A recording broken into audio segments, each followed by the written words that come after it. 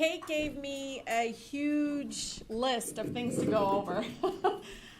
We had a great call, and so I hope I cover all the bases. I'm going to try to leave a lot of time for questions because I feel like that's the best way to kind of get a sense of what would be helpful in the work that you all are doing or what you're trying to learn so you can become better advocates. So my name is Rashida, born and raised in Detroit. A lot of people know me as the girl from Southwest Detroit because I can't say my name. I was in the state legislature for 6 years. I ran for office in 2008 and door knocked until my name, my faith as a Muslimah, the fact that I was Arab, which was a minority of folks in that district at that time, so only 2% of us, didn't matter. They saw that I worked hard and that I cared, and I would be a great voice for many of my families in Southwest Detroit. So I got elected, became the first Muslim woman ever elected in the Michigan legislature, which was a surprise to a lot of us. We didn't, even my team was like, we didn't even know about that part of it. But it was great because in many ways it exposed my faith. Many people that knew me growing up knew that I was Palestinian, knew all these other things about me, but doing the work that I did in the legislature and then at the service center exposed my faith. I mean, to this day, people are like, is she really Muslim? Talking about Maddie Maroon as the occupier, which is kind of fun for anybody that knows about Palestinian rights movement. So it's been a remarkable journey. I can tell you, before I got in the legislature, I was an organizer. I worked at service-based organizations like Access, LaSed, doing direct social services work, direct human services work, started working on policy kind of ad hoc. Many of you are going to end up doing that. If you're in this room, you're interested in that because you're going to be doing all this amazing work, but then there's something that's going to just upset you or piss you off. And you're going to be wanting to do something about it. And this is a really great way to learn how to gather that information, make it accessible to others, and share that information. I love that I'm the person in the family and kind of what I call your block. It'll be your cousins, your coworkers and stuff, where they're like, Rashida, do you know about this? And I'm like, I don't know, but let me find out. And then you share that information with your crew or what I call your neighborhood or your block.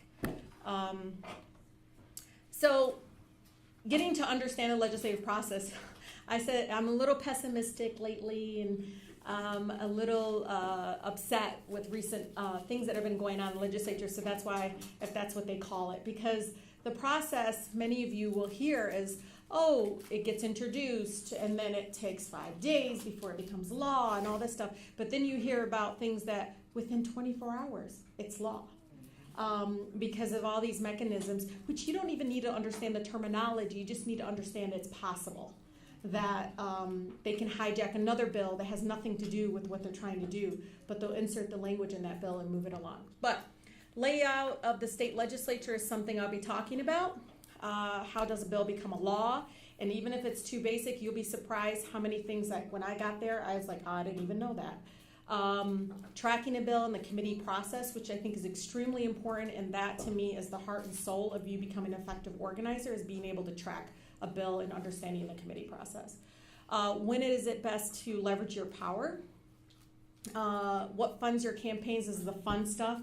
You're going to hear me talking a little bit about just how cheap our legislators are in selling out. And then who's elected versus appointed. I'll talk a little bit about that. I don't have a slide about that, but I'll talk a little bit about that.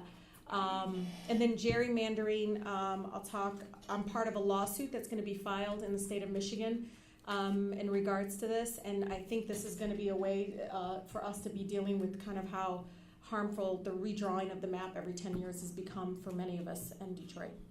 And then emergency manager law, which Sugar Law Center is taking to the Supreme Court, and I'll talk a little bit about that.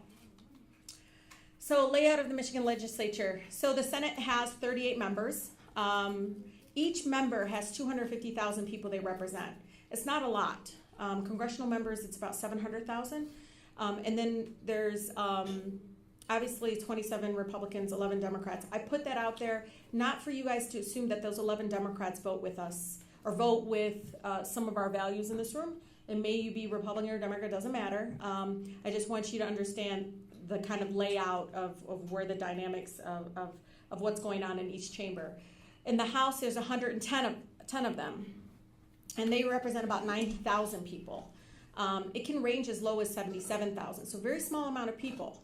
And they're a full-time legislature, and you're going to hear a lot of stuff about part-time versus full-time. I'm actually leaning towards part-time lately, just because I'm upset.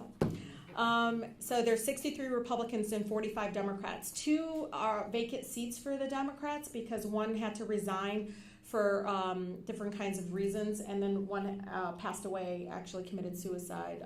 A really good friend of mine, and the pressures up there, it's just a lot of stuff going out. You got to remember they're human, and I remember that just because I was up there. But Guide to State Government, you all have a book. By the way, every member of the Senate and the House has tons of these books. Call them, they'll mail it to you. They love doing things like that for you.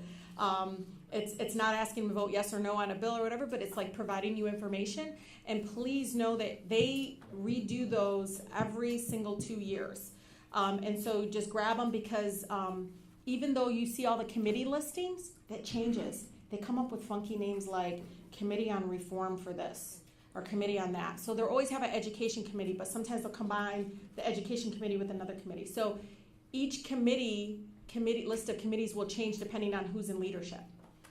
Even different Republicans, they'll change it. And there's always the one committee where they send bills to die, and we'll talk about that.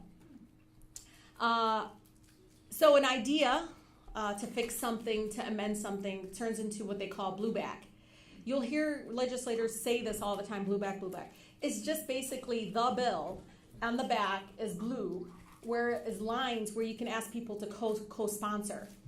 So there's a corporate welfare bill that Dan Gilbert wanted someone to push forward. So an initial person that brings it to the floor, may be the Senate or the House, will go up to you or to you as a member of representing a district in Michigan, say, would you like to sign on to this? Some refuse to be co-sponsors from the beginning because they don't have time to read it or they don't, want to consider being a co-sponsor. But as soon as they sign on to that, they are permanent co-sponsor to that legislation. So it's a big deal. When they say, well, Rashida, I didn't get a chance to read it. I said, well, why'd you co-sponsor it? Because it's harder to remove yourself from being a sponsor or supportive of something like that. So when they sign a blue back, it's a big deal because when it gets enrolled and given a actual number, bill number, then that person is permanently attached to it. They actually cannot remove their name from being a supporter of that bill until it comes up for a vote. So the good news is if you're somebody that's supporting something, you want your legislator or somebody to be a co-sponsor, say, hey, I know Representative Chang is introducing something about, being much more accessible for nursing moms at the workplace. Can you please sign on to that when she goes around with the blue bag? So there's areas of ways to try to build up because it's powerful when you have 20 plus people already sponsors of a bill as soon as it gets a bill number. Does that make sense? So you're going around, you're getting support, you drop the bill, it gets a bill number, and it's like, oh my God, there's 10 Republicans and 10 Democrats that support it. It looks really sad, and I'll show you. That's not it. Where a bill, so this is kind of what the legislative, and it's really easy to look this up. So you can even go to past sessions, right? But you can put a bill number or whatever. I can never remember bill numbers, even as a legislator. I would just go here, say it's a House session. I'll do the current House session, browse, right? But then I'll put key things. Say tax. So you can see here, there's a lot of tax bills or whatever. But there, you can also get down to the nits and bits and say maybe tax abatements or you want to know if there's like corporate welfare bills. Sometimes I'll put abatement or I'll put tax credit or things like that. And you click on them. It's funny because this is 001 is one of the first. You see this? That's it. He's the only sponsor of the bill. There's no one else. And it just doesn't look that great when that happens. So that's why you'll see people going around trying to get people to support it. What's great about going here and clicking on these, I love these. These are House Fiscal agency, and then there's the Senate fiscal agency. They really do the same thing, except the Senate fiscal agency studies and looks at the bills, and the Senate and the House, obviously, whatever, but they're nonpartisan. They don't work for Republicans, nor do they work for Democrats. And what's so great is you can click it, and it'll tell you what the fiscal impact is. It'll tell you like what this is about, right? And you can go and look up a number of different things that are happening. And what's great is some of the organizations will tell you this is the House bill and so forth. So you see this? He's the primary, and you see all these folks signing on to it. Again, here, it doesn't look like they have an analysis up yet, but one of the things I want to show you really quick is, or we're going to talk about it later, I think. Anyways, it gets a bill number, and then it's assigned to a committee by leadership. So depending on who's the Speaker of the House or who's in leadership in the Senate, each have different people. And by the way, the Republican leadership in the Senate right now and the House Republican leadership in the House, they don't like each other. They actually cannot. They don't like each other at all. That's why you're not seeing a lot of movement of things right now, which is good for us, many of us, honestly. I think the crap that's going through the legislature right now is ridiculous. They have to amend stuff because things are not done right. It's not implemented right. There's all kinds of a mess because they're trying to do it so quickly. But when it gets assigned to a committee, it will be, depending on what the subject matter is. If a legislator is really good, they will go up to leadership and ask them to send it to a specific committee. If they're forward thinking. Some of them don't care. They're just dropping the bill and letting it go to whatever committee, and sometimes it lands in a committee that will never consider it because it just doesn't belong there, and they didn't take the effort to at least let leadership know that, yes, this is about education, but it should be in, appropriations around environmental issues. You'd be surprised. So, and then really quick, resolutions versus bills. So you hear people doing resolutions.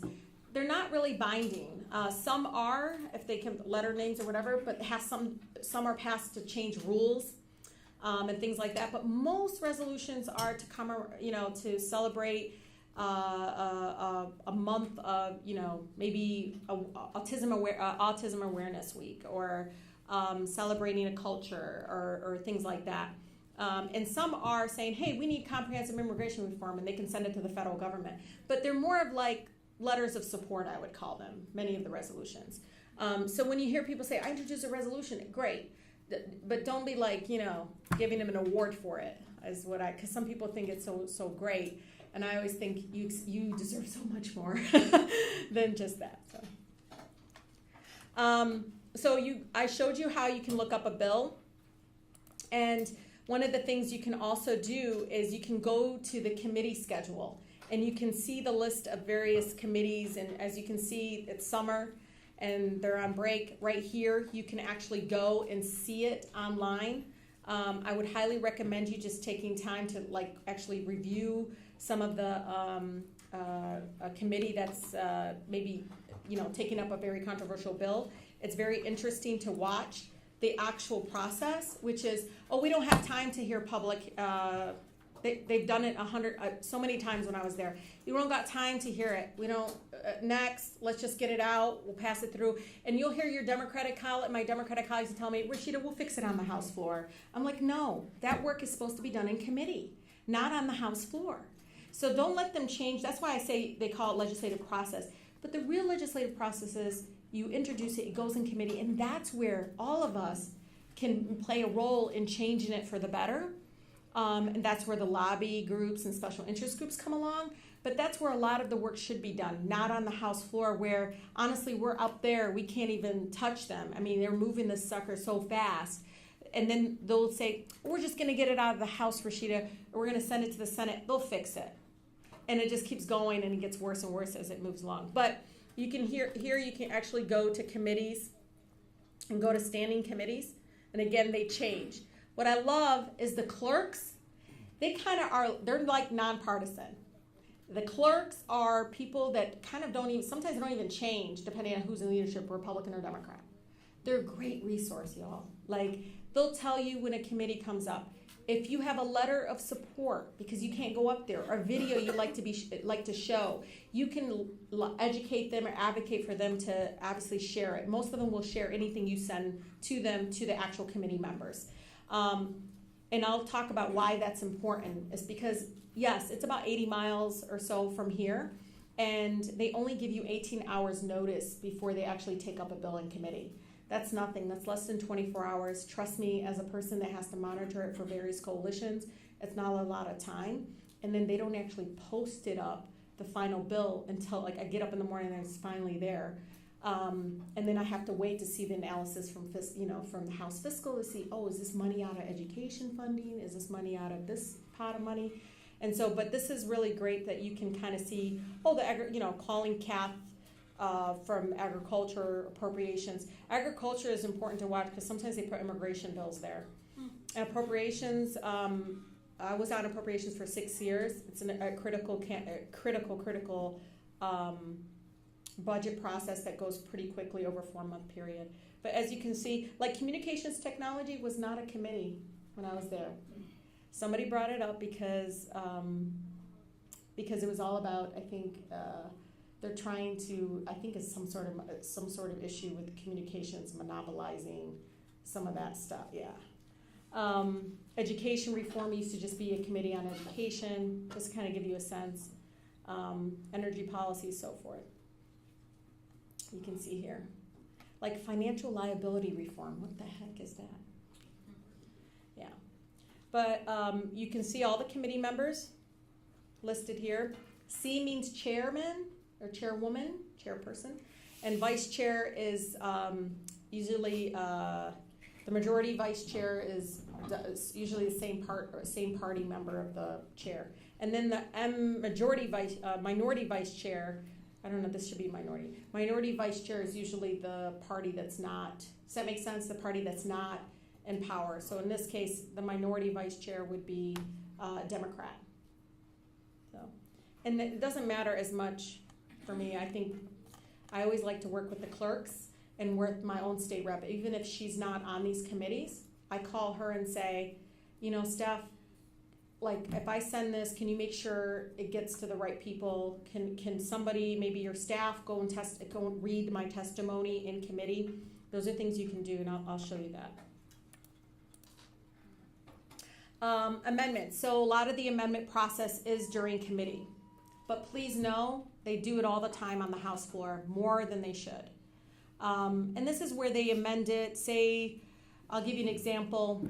We had this huge controversy around, we're going to get rid of the 3-month moratorium period or period where somebody can get their house back from mortgage foreclosure. An actual Democrat was pushing this and saying, no, we're not going to do 90 days because people are scrapping the houses, they're doing all this. And he's like, well, I'm just targeting those that it's a landlord rental situation. And I was like, well, you need to change it because it's going to be applied to everybody. So then they go and try to amend it to apply to only occupied primary homeowners, like an actual family living there versus a rental landlord situation.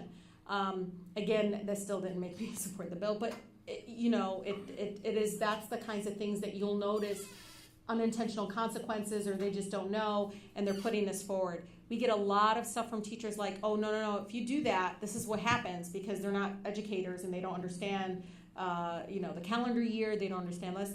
We get a lot of issues around healthcare. We get experts come in and say, no, if you do this, it's going to impact cancer patients, so forth. Again, amendments based on information we're getting from the public. And sometimes we miss stuff and it gets implemented, and then somebody introduces another bill to fix it. But guess what? It's in there for 6 or 7 or 8 months, and the impact is already happening without the change happening. I did tell you guys public notice is only 18 hours. So they're only required to do it 18 hours before the actual committee meets. That's it. Now, they'll sometimes do testimony only. Every time they post something, sometimes I'm like, oh my God, are they trying? Because usually they won't post a bill to have a committee hearing if they're not trying to pass it out. That's why I don't like either. It's like, no, post it and let's do testimony only. Review, give people some time, do like a whole week of it, absorbing it and so forth. but sometimes they'll just do, so that sometimes you can call your elected folk or your contact or the clerk and say, hey, is this going to be voted out? Is this testimony only? It's important because if you're going to send emails out to people and you're like trying to tell them, let's stop this bill, people freak out sometimes. But if you tell them, look, this is testimony only, this is our time to get our input in, that kind of helps people react even more positively and like feel like they can actually stop it. Tips on giving testimony. Like I said, calling the clerk for that committee. When you get there, if you do decide to go, there's a card. How many of you have been to city council? Some of you know what I'm talking about. They have a similar process, and when you get there, nobody's telling you to do it, by the way. No one's there saying like this. You ever see a Detroit City Council, they actually walk around and pass it out? Not in the legislature. You actually have to go find it, which is usually near the agenda, and it's a little card that says your name, your organization, whether or not you want to testify, and whether or not you support or are against it. Now, you can actually submit a card, not testify, and say you're opposed to it, or you can ask to come up there and speak. And you can see stacks sometimes of cards depending on whether or not it's a controversial thing. I want to show you a sample House agenda. This got sent out to me today. I'm still on the list because I like to see the stuff. As you can see, it tells you when the session starts, the board will be closed. When they say board closed, it's more for attendance. So they expect everybody to be in their seats, clicked, the way they say they're present, they have to click their name and it turns from red to green and like, okay, they're present, they can move on, or yellow to green. Message from the Senate. This means this bill is the House bill, right? That's HP means House bill. House Bill 4160 is coming back from the Senate.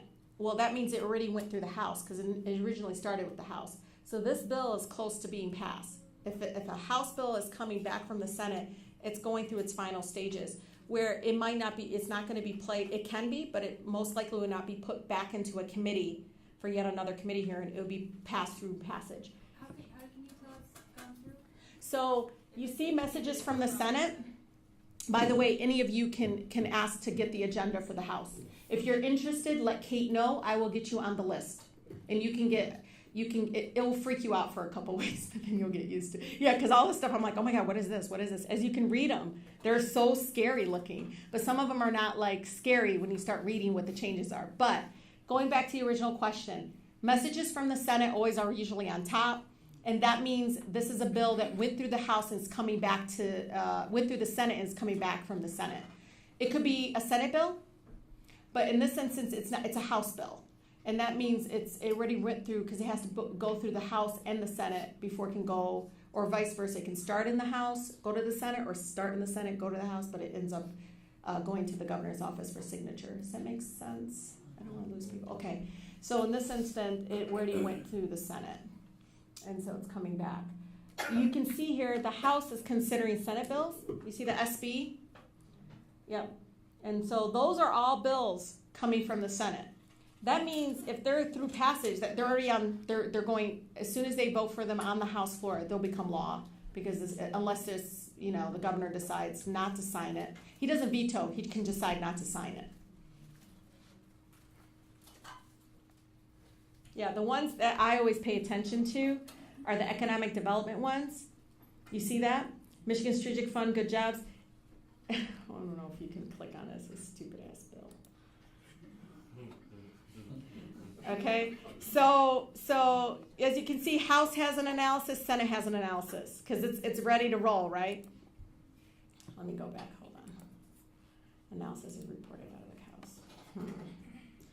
Good jobs for Michigan programs, such a great name. Within the Michigan create related fund with the Department of Treasury, it says authorized business would be able to capture state income tax withheld from certified new employees. Subject to approval, blah, blah, blah, blah. So this is a corporate welfare bill, yes. As you can see. Now, you all may not know this, but like income tax, city income tax, for instance, is how we function in the city of Detroit. We don't have a sales tax like Boston or New York does. Say the state is 6%, you go to Boston, I think it's like 8 or something when you go buy something. Well, they get, we need to change that with all the gentrification stuff. But anyways, in this instance is you can see creating 3,000 jobs or more, blah, blah, blah. They can capture it. Basically, they get it never will go to the state or go to general fund. It will go straight to the corporation. Yeah, this is just, but you can look at this. Fiscal impact. To the extent that any new job created, blah, blah, blah. Let's see, bills, I always go down to see where it can impact. Here it is. Under current law, the school aid fund receives approximately 23.8% of gross income tax revenue, which includes withholding. Because the bills require the impact of the withholding capture be fully observed, blah, blah, blah. In the case of 50%, blah, blah, blah. However, in the event of 100% capture, Jennifer would be required to reimburse the school aid fund for foregone revenue. They always make it out like, oh, it'll get paid back. It doesn't matter. It's being shifted. And they're coming up with these, what I call tax schemes. Apparent problem, as you can see. These are great. And they'll tell you like different kinds of things. It's very helpful to understanding the different kinds of impact on the local level. What's the name and number of that bill? Oh, yes, Dawn. Here you go. Here you go. It's a bill package of beautiful. Say what they do is it's one bill, but they cut it up so everybody can get credit for it. Senate Bill 242 through 244. So 242, 243, 244. By the way, this is a Democrat. I like pointing that out a lot because I just think like sometimes we're letting them get away with, oh, it's the Republic, but he's a Democrat out of Macomb County. Wow. Yeah, Macomb County. Yeah, but what's great is when I get this, the links, I click the links and it goes right to the bills. So you can kind of get to know what's going on, yeah. And let me show you also, say you're somebody not like me, that you're kind of a geek when it comes to this stuff, you can actually create yourself a login just like any kind of other system and say there's keywords, education, senior services. It's awesome. And they'll send you, like the keywords, they'll send you the bills. Say this got introduced, this got anything. You could say immigration, aliens. I always tell people don't just do immigrants, say aliens, that's what they call them. And then, different things like that, and you can actually pull up stuff. And it'll send it to you automatically. And then there's certain bills that you really want to know what's happening. They actually notify you when it gets posted for committee hearing. So just know that this, and it's pretty easy registering and getting the information. So far, is this helpful? Needs some motivation. Okay, good. I want to make sure. Oops. I don't know how I did this. I go here from the beginning. Oh, God. I'm not very techy, by the way. Looking up bills. How says it? Okay. Then, effective ask. So, give them a heads up that you want to provide testimony. That can be done through your elected person or, and sometimes there's the staff person for the chair of that committee is more helpful than even that state rep or state senator.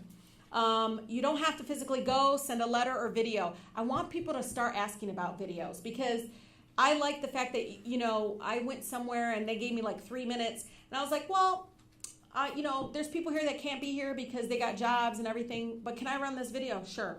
And I just would run a video that Kate Levy put together. It's the one that you put together. And I'll run it, and it's people talking about why they want community benefits, why corporate welfare is hurting our communities and our neighborhoods. Ask your state representative to get you the information. Email is 24/7. Why I say this, people laugh at me, but yeah, I wake up and like, oh my God, I got, it's 2 o'clock in the morning, 3 o'clock in the morning. That email is still working. They'll get it right at 9 o'clock. And if you are interested in not wanting to find out more information, they will be able to get it to you. Again, you can always ask your state representative, state senator, who's not on that committee to say, can you, because I want you to go beyond the policy ask of voting yes or no. Ask them to be your voice, elevating your voice. Think about it that way. They're your partner. Don't do this us and them stuff until they really screw you. But, it's really important to build that relationship early on, especially because with term limits, a lot of them are like what I call like babies when it comes to this stuff, if they're not one of the recycled people that run. And they can, again, read your testimony or provide it for you. Email the chairperson, copy your elected reps, any of your advocates, fellow advocates, social workers up in here, and maybe something's coming up, you copy the whole freaking class. It don't matter. They can't, when they see all the people copied, it freaks them out. Offer neighborhood tours during the committee. I've done that as a community organizer on the outside, saying, look, before you do this, come to the community. Let's do a neighborhood tour. People, and I said, we have actually talked about, let's do a tax abatement tour. Like, show them where a lot of these corporate welfare things are going, and how in the 7.3 miles of Detroit, that's where all the investment's happening. Let's go down to Tyerman and Livernois. Let's show them the lack of investment there. Also, committees can travel. They have traveled. They always try to do it around election time, but they'll travel. I've seen some committee hearings happen up north, and they have small budgets, but you can say, look, this is an important issue to education in Detroit or education in Wayne County, Macomb County, wherever you're from. You all, come down, we'll host it. Maybe you can talk to your school or whatever to actually have them do it at the school. But that is also a way, when you remove them from the capital, or what I call the bubble, and actually have them come out, you can get more people to come out and testify and provide support. So that's always something you can ask within the 3 or 5 minutes they give you to speak. Sign-on letters are effective. Let me tell you why. So many of my colleagues will not read. I omit it. I didn't read every single bill. But the internal memos, what I mean by internal is there are Republican staff and there are Democratic staff. And those policy staff members put memos together depending on our so-called values or whatever. And I would look at those memos right away. And in the memos, it has against and for. So when we do sign-on letters, guess all those block clubs, all those organizations get listed as against or for. And why that's important is the Chamber of Commerce, every time I get one of the corporate welfare bills, I'm the one that's like Realtors Association, Michigan Restaurant Association, all these people are supportive, and there's like no one against. Even though we all know we're against it, they never got anything in writing that they're against it. And that's why it's really important. Just even an email to the clerk saying, yo, I just want you to know I'm against this. I'm a teacher, or I'm a resident, or I'm this or that. I just don't like this bill. And it'll list, actually, I've seen it list people's names. But you can make up I honestly, I have made up names and made up organization just so it's listed. So it's nobody, just not everybody, even though it's really valid. So what I wish I knew when I was an organizer is about the internal memos, but also is that your elected person is your access to information. So many of us talk about Freedom of Information Act or trying to file these requests for information as advocates, even on your client, whatever you're working on. Know that your state reps and state senators have liaisons within every department, and those bureaucrats don't really work for Republican Democrat. And what's great is we actually found in a lawsuit once, because they sent a bunch of these emails or some information to us, and we found out, oh my God, the Michigan Economic Growth Corporation was consulting with the Michigan Environmental Agency on a permit, which is totally not supposed to happen. And it was because that person that you asked information, or your state rep asked information from, doesn't know that. They're just providing and being transparent with that elected person. Also, the power of the letterhead and the power to convene. Your elected folks can say you want to have a meeting about gerrymandering, or you want to have a meeting about just access to information, whatever it is. Your state senator or state representative, or even your city council person, your local folks, if you ask them to convene the meeting to talk about it, they can get much more people attending those meetings than we could. And I'm not talking about community members with titles. I'm talking about the Environmental Affairs Department at City of Detroit. Or like we did an Environmental Justice Forum, and I convened the folks. I couldn't believe it. The guy from Chicago, who's the Region 5 person, actually flew out for that meeting. We wanted to talk about air quality permitting. And it was because I was calling the so-called meeting. And I was like, shit, I didn't know that. You could, people actually showed up. And then also the letterhead, remarkable. I don't care if you're a state rep and there's something at city council.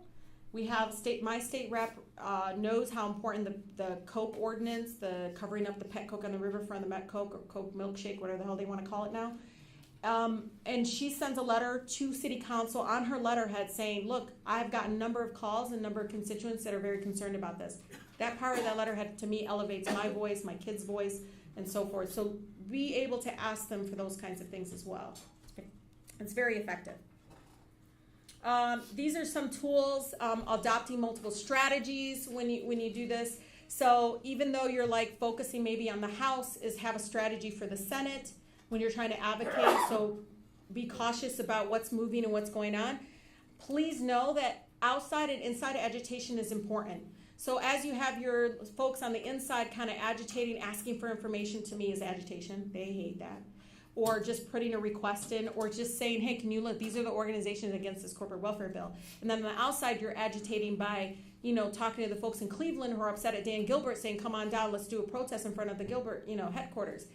That stuff really does matter to me. I think the combination of that creates kind of the tension that needs to happen to slow this down. Because the legislative process can be so quick, so fast, blown out, and to me, it's a success when we can get negative media or just awareness that yes, this is a corporate welfare bill that impacts school education. We had that moment of pause of actually being able to make that known. And yes, civil disobedience is an option.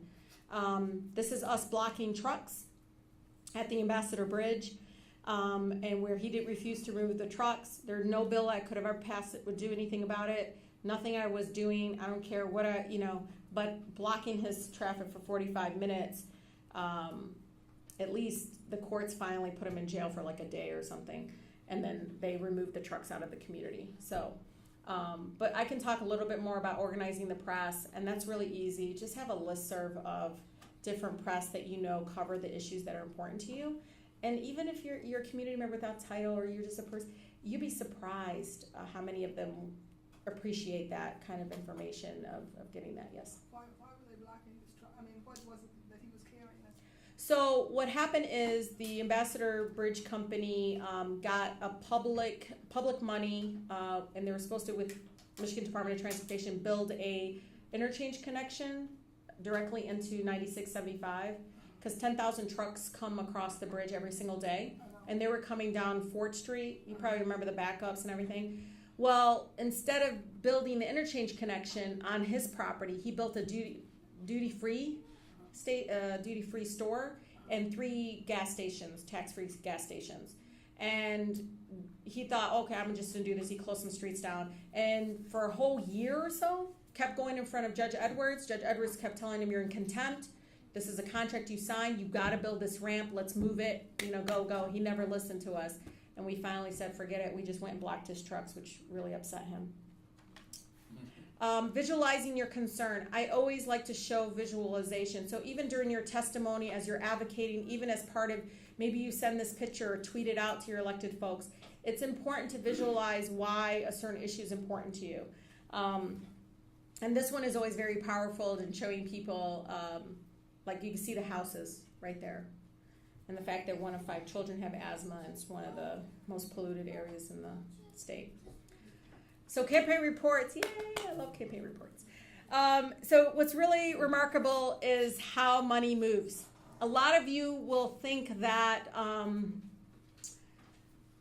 some of it really does move the elected folks, but I think it's more of the lobby dinners, to be honest, and the suites at Comerica Park, and some of them go to concerts.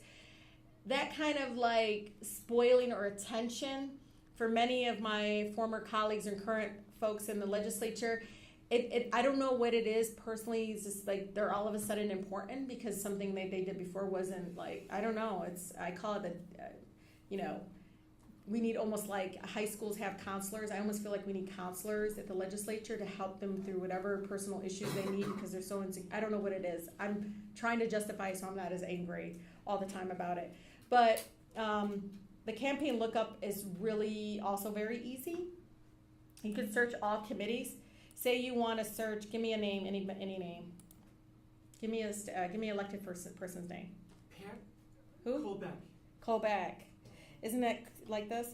Is that his name? Olebeck. Oh, O-L-E? Yeah, I think so. B-C-K? Beck, B-E-C-K. B-C-K. Like that, C-O-L-E? I think that's good. I don't think it's without that E. Let me try that. So Patrick Colbeck for governor? Committee for, no, which one is it? Is it Patrick? Patrick. Friends of Patrick. That one? So you can go right here and you can see his annual campaign. This is probably just his statement. Let me see. Direct contributions. There's no contribution at this time. Is he still in office? I just got it out of here. I think he is.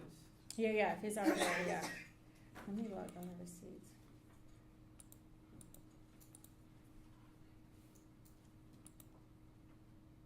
That's weird. Oh, maybe, is he running for governor for real? Could be.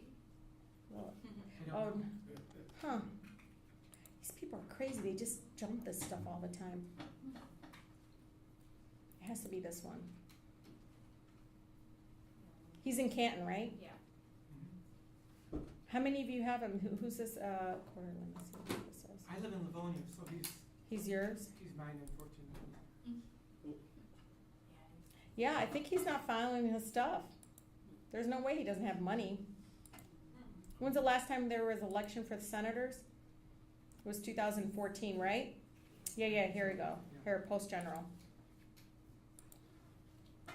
Let's do this. Yep. So he probably doesn't have anything because it's not election time and he's not doing it and he's term limited, I think. So yeah, it looks like Outdoors Michigan PAC Great Lakes Education Project, which is the folks for charter schools. Looks like they gave him 500, 750 together, but this is only for that period of time. Michigan Freedom Network. By the way, you can look up these people too. Crazy. I don't know who these other people are. That's not a lot of money. Where the heck is his money? I know he got money. Yeah, he made it in office, absolutely. Yeah. I'm gonna say fundraisers. No bullshit. He didn't have no fundraisers. Yeah, these people. That's why they all get fines. Right. Mm-hmm. Who puts in the data to show this information? What is it? Who puts in the data? They have to. So they put in their own data. And trust me, like I made a couple mistakes, but they'll call you and they'll tell you, hey, and they'll give you a period of time to fix it. Like sometimes, my treasurer is amazing. She's an auditor, but I mean, she just like 3 cents was missing, and she's like, I'm gonna find it. So she finds the 3 cents, but they'll catch things like crazy. I mean, I can't remember which one it was, but they had fines like somewhere. I don't know where it is. Maybe is this one? No. They fine people if they don't file their stuff on time. I'm gonna look at this. Annual. How can they catch it if they don't know that it exists? Exactly. There's absolutely there are where they keep it out. Yes. Is there any consequence? No, they just pay a fine, just like corporations when they don't keep their promises. They just pay a fine. Minimal fine? Yeah. Sometimes I see some fines like 1,000, 500. I've seen up to somebody had to pay 6,000 once. And they don't have to correct it, right? What? They don't have to correct it, they just pay the fine. No, they have to correct it and pay the fine. Okay. No, they have to correct it and pay the fine. Some just leave it as is. Wow, he got a lot here. Let's see here. So here he got 1,800 from Michigan Jobs Fund. Don't know who that is. AmeriPAC, 1,000. Ron Weiser. You guys know any of these? Oh, John Racolta. He runs New Detroit, the race relations group in Detroit. Oh my God. Like he's Michigan Insurance Coalition. Ooh. Brandenburg Liberty PAC. Brandenburg is an asshole from Macomb County. He could tell him that too. He hovers over me and tried to threaten me once. Blue Cross Blue Shield? Blue Cross Blue Shield gives money to everybody, but how much do they give him? Isn't this stuff fun? I don't care what anybody says. 1,150. BCS, I think it's PAC right here. Yeah. It's 500, but you probably cumulative. They give him 40. See that? Yeah. They gave him 4,100 here. Now, Julia, most all those are PACs or groups. What about individuals? I like to see what. Oh, like individuals? Uh-huh. Yeah, individual itemized direct contributions. That's job fund. Let me see. Maybe it's at the end. Amanda always looks it up. So here's some of them. You see this? It's after all the PACs, I guess. Right. Yeah, John, somebody, he's a real estate. So if you give more than $100, you have to tell them where you work. Right. And that's really important because when I was trying to track where Maddie Maroon was giving money to, I would actually look up the headquarter address for where his companies are, and that will pull up the individuals. Because sometimes somehow his employees were giving money to elected officials. Right. Yeah, they're funneling the money that way. Yeah. But, I mean, take some time to look at this stuff. It's interesting to me and can give you a sense. I like this one a lot. because these folks, like, they list kind of, like, see, they list this is the governor. Making government accountable, 575,000. This is a nonprofit tied to Snyder himself. Celebrating the power of Michigan. By the way, this probably is one of those things where it's the nerd fund they call it. Because see, the people call it nerd fund, but it's not called nerd fund. It's probably making government accountable is what it's called. Nicholson family, PBS Chemicals. DeVos family gave 142,000. Yeah. Tubman, 129. Here's some more stuff. Look, Kevin Orr gave him 1,000. Where'd you see that? Oh. Yeah. I'm surprised Mike Douglas' name ain't upstairs. He probably under something else. Yeah, Arlo Steel Company, Consumer. Michigan Health and Hospital Association? Yeah. Those they give a lot of money to everybody. Because he supported Healthy Michigan, supported Medicaid. Yeah. Homemaker. What is it? Homemaker? Eileen Weiser, also known as State Board of Education member. Oh, see, you know people. Yeah. Whirlpool, Myers. Whirlpool gave 20, Myers gave 25,000. So when Myers expands, he'll support it. Meyer family, 33,000. Cotton family. Oh, sorry. Cotton family for I love this website. It's a great website. It's called Michigan Campaign Finance Network. You can look them up if you ever need. Like I like that they do a lot of the work for us, and they come by. Yeah, I look Michigan Campaign Finance Network. Following the money and politics. Like I like looking up. So I looked up. It says vacant, but this is Brian Banks. So he's a state rep like Grosse Ile, Grosse Pointe area. So you can see here, carpenters. All this now, you all like, oh, the unions are so great. Let me tell you about Carpenters Union. They invest their pension fund into a lot of this corporate, like they support the corporate welfare bills, big time. They also endorsed Rick Snyder the first time around because he promised not to do right to work. I know. I'm sorry. I laugh because they got fooled and they're like, whatever. Same thing, operations engineers, the same kind of politics internally. But yeah, you can see here different ones. And like, here's a lot of other ones here. You can let's look up some of these Republicans. Look up District 6. What's District 6? Stephanie Chang? Mm-hmm. Yeah. I looked her up today too. She's my state rep. Laura Cox would be interesting too. Oh. Laura Cox, yeah, I'll look her up. So hers is, these are like small amounts to me. They're not like, you saw Brian Banks versus, yeah. Because she's not movable. And she's a social worker too. Well, also trust me, I've seen it where it's like, I went from like getting 10 grand to all of a sudden $2 grand, and I was like, oh, because I don't, yeah, all right, AT&T, yeah. What do you mean by not movable? Oh, because it's a quid pro quo they will not tell you that.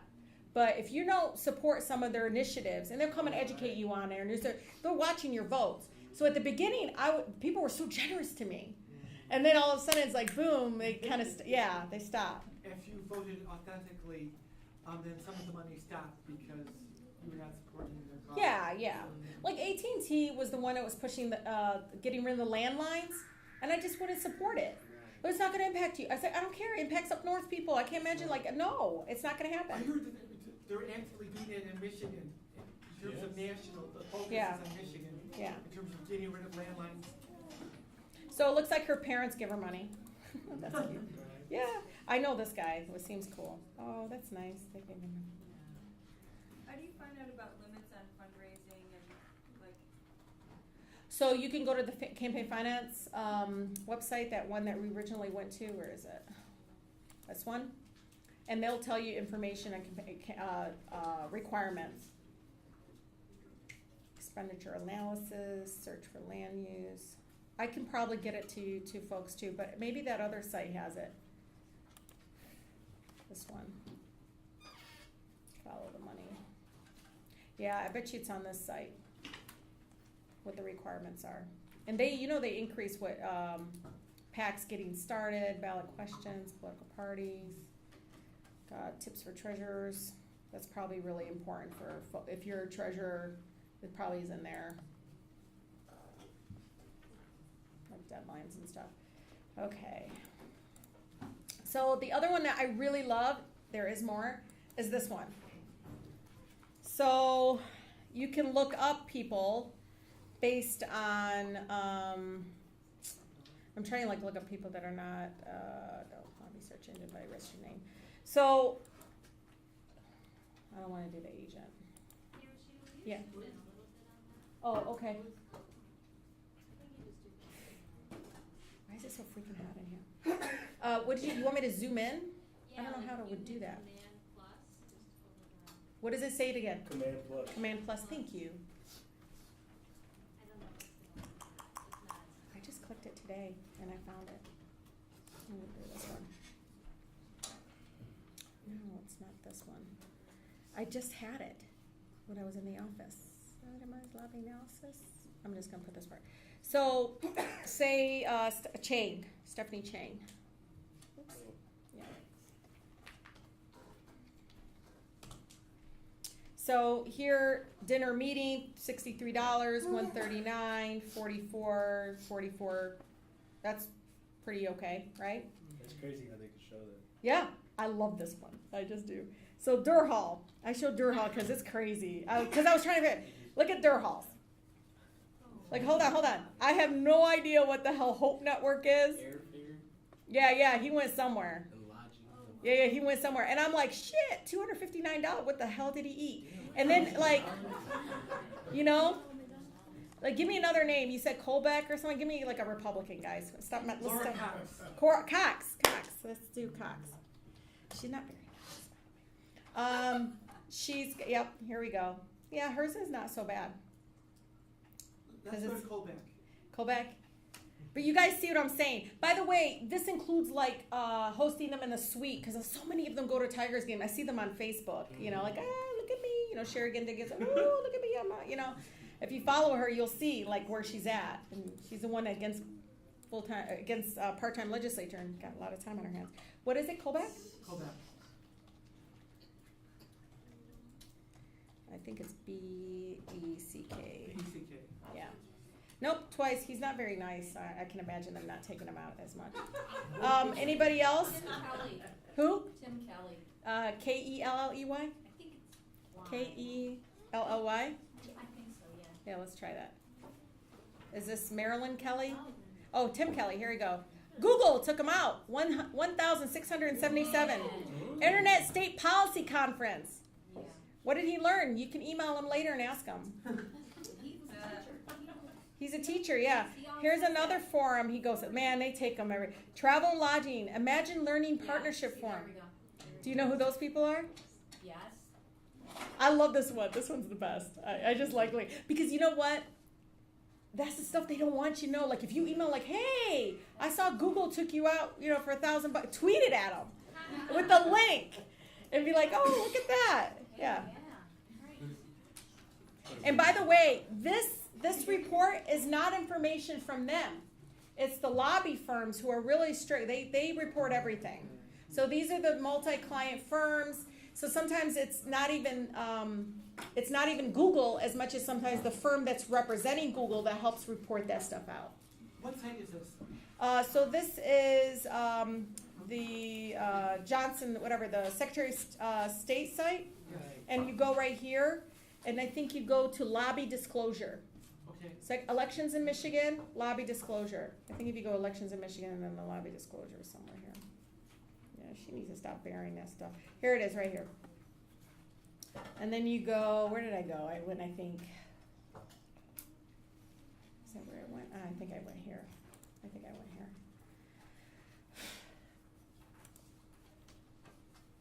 No, that's for firms, if you wanted to look up firms. The one that I would look up here is Jared. I don't know if it's going to come up. He's the lobbyist for, nope, it's not coming up, lobbyist agent. He's not registered then. There's a guy named Jared that works for Quicken, and he comes up a lot on some people's campaign finance reports. Because they're not, these are the forms they fill out. Anyways, where am I We can going? get local information city, can we get city council? Oh yeah, you want to look up a city council person? I never Yeah. tried that one. Let me try that one. Cushionberry. Kush! Oh, your buddy. He thinks he's my buddy. Okay. He was my chairman for years. Okay, Kush, here we go. Kush looks like he's getting fed a lot. I have no idea what he was doing with 1,000. Yeah, it's the same people. Okay, by the way, GCSI is the government. Here it is, Government Consultant Services, called GCSI. GCSI is the largest multi-client firm in Lansing, and they represent City of Detroit, but they also represent everybody else and their mother. Yeah, much more. That's another one, Adrian. Wow. Yeah. Mm-hmm. Yeah. It's not so bad, but I wonder what this is, though. You know what I mean? Eat that good. Right? They don't itemize beyond that, do they? You know, they don't tell you exactly what it is. It's a check off individual food and beverage, which could include tickets to something. Like, I know a bunch of people got tickets to, like, go see Jay-Z once. Wow. Yeah. Wow. Yeah. Like golfing and shit like that. Yeah, Yeah. that just ain't existing. It's them and their family, or just them alone? No, you have to count the if you bring a person, it count that person as well towards you. Towards, like, if Kush brought a significant other, they would count that towards person. Yeah. Like, if I brought my son to a Tigers game thing, they would count my Both of son. you, Mm-hmm. totally. Yeah. I don't know why I keep doing this. All right. So this is really good. Show me the money stuff. Again, I can always send out the links. By the way, local committees file the reports with Wayne County.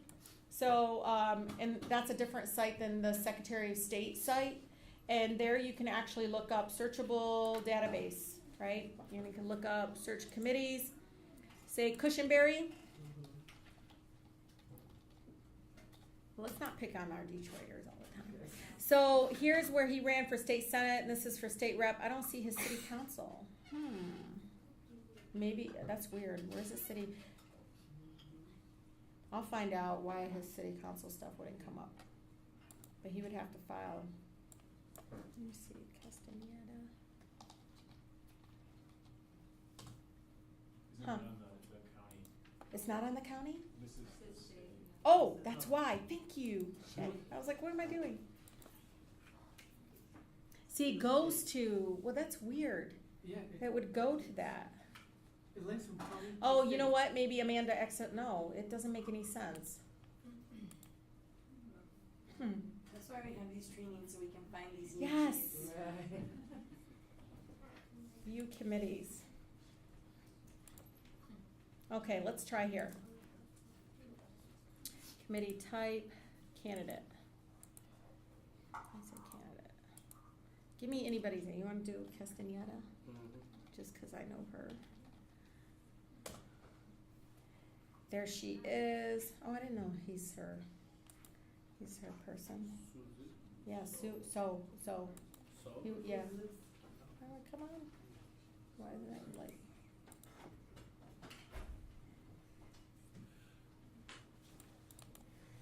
Oh, there it Oh, is. it's down there. Yeah, I just saw it.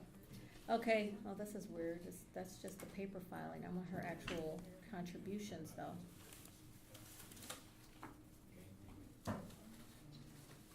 That doesn't make any sense. Office space. See how they like bury this crap? It's amazing to me. They make it impossible for you to I see it, know. but they give it to you. Anyways, I better go on because I'm gonna lose people. Okay. Crazy, man. All right, so gerrymandering, really quick. She wanted me to talk about emergency managed gerrymandering. Michigan is among the nation's worst when it comes to gerrymandering. And you should know that it's based primarily on this concept called efficiency gap, where they take what they actually call them wasted votes or wasted people. So they move them, the folks that they know are Democrat, and they move them into areas where they're a minority among a Republican held district. So you can see the map here. Red is Republican. You see that? Oh no, yeah, that's the Michigan one. And 48% of the vote compared to Republicans receive 48% of the vote compared to 52% for Democrats.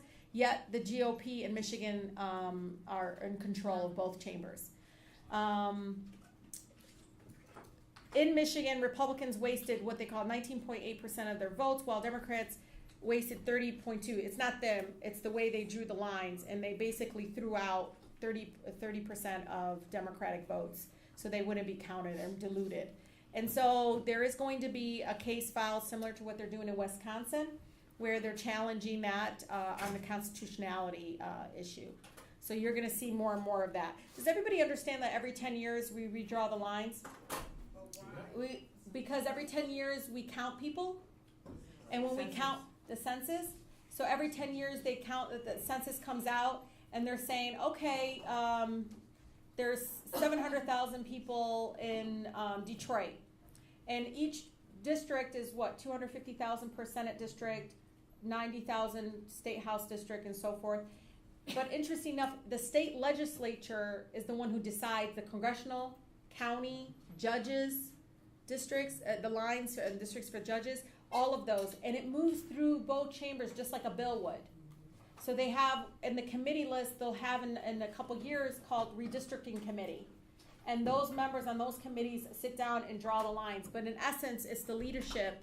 They hire a bunch of these lawyers and folks to come in and draw the lines, erase all the lines, and redraw them, favoring, obviously, Republicans gaining those seats. And so now it's being challenged in the courts. Yes? Yeah, what I noticed, particularly in the last couple of elections, like you said, it's always Republicans who seem to take advantage of that. Mm-hmm. You know, basically ended up, they ended up phasing out the anybody Democratic that's running, and then they set up all the votes, set up all the districts and votes for themselves. And I'm just wondering, how come the Democrats never seem to take advantage of that for themselves? Well, let me tell you why. So I used to wonder that too, right? Because the year before the midterm elections is always right before redistricting happens, and Democrats tend to not vote in the in midterm elections. So in 2010, we had one of the lowest Democratic turnout because my mother's the same way. I kind of was too back in the day, where I'm like, oh, the governor and the president's not on the ballot. So I'm not going to go and vote for the local, like, state rep or state senate or whatever. At that time, it was usually state rep seats. And so that's the problem. So, like, in 2020, it will be what we call midterm elections, not the major kind of election. And that's why you don't see a huge turnout, and that's where we lose a ton of seats. I mean, I remember we were in the majority in 2008. We gained 11 House seats. Democratic House seats because of President Obama being on top of the ticket.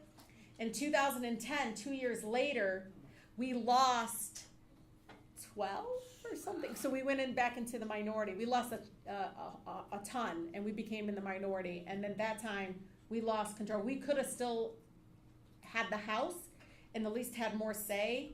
But you should know Democrats are also guilty of gerrymandering. Most of the state senators in 2010 voted for the redistricted lines because it favored themselves. So just FYI. So, yeah. I have a stat on gerrymandering in Michigan. So for the state senate election in 2015, one Democratic vote was equal to 42% of a real vote. Mm-hmm. 2/5. That was the most extreme one that I found. So you know what they do? You know what they're doing, right? So say they're taking Wayne County and they're pushing, like, for instance, you guys got Colbeck and part of Wayne County where Livonian can't, so they take a lot of that and they shift it so that it leans towards a Republican picking up that seat versus a Democrat. And they do that all throughout the city. So, like, every single state Senate seat in Detroit is not just Detroit. It goes downriver. Literally, Coleman Young, my state senator, he's East and West Riverfront. He has, like, the Grosse Pointe and goes all the way to Grosse Ile along the riverfront. It's crazy.